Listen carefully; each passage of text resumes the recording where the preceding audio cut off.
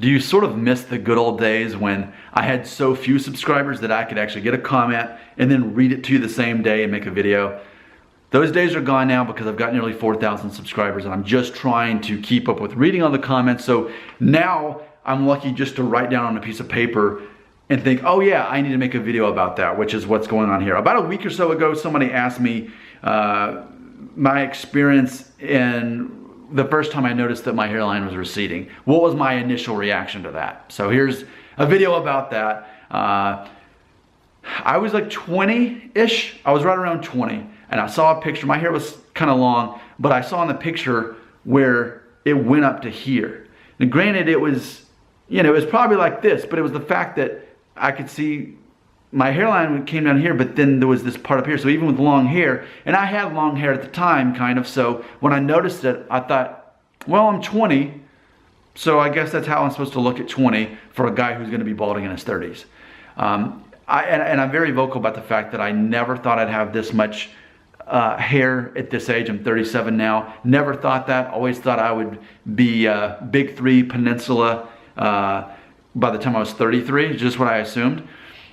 So I think that's one of the most powerful things you can do when you're young as a man, is just to convince yourself that you're going to go bald in your youth, you know, in your 20s or 30s. Assume that because that helps prepare you. In the same way that buzzing off your hair, as soon as you start worrying about it, thinking, oh, my hairline's receding, just go ahead and buzz it off. Give yourself a preview. For many of you, that will be your reality. In the next couple of years, you will be losing your hair. Maybe you will be pretty bald by 23 or 4. You'll be basically Norwood 4 or 5. That's some of your reality. Out of 4,000 people, that is the truth for some of you.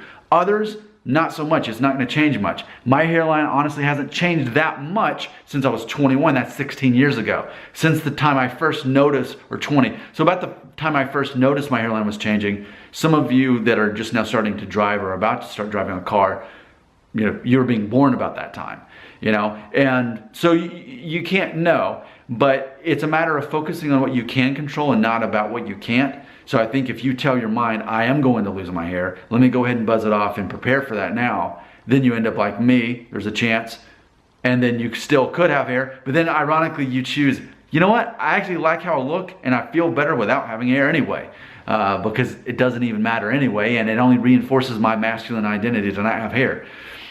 But that was my initial reaction to my own receding hairline. But it's like, whether you have a true receding hairline or not is really not even the issue, because I'm convinced, after making over 2,000 videos on this channel, I've realized that even guys who end up not really losing their hair, they still worry about it maybe just as much sometimes, because they've got more to lose. You know, especially guys who have the temples starting to recede, that goes back here but not up here, and then they think, oh no, am I gonna have this going on next? And maybe you will, maybe you won't. But as far as my initial reaction, I wasn't afraid. It was more like, okay, here's confirmation of what I knew would happen, just a matter of when does this end. And sure enough, in my case, it worked out that I still have this much hair. But again, what does it matter? Because if I would have not had even this much, I probably wouldn't have a hair loss channel, and I wouldn't have embraced this identity, which I like myself better without hair. Like, I've made that such a part of my identity. I like this better anyway. So it all worked out better in the end for me.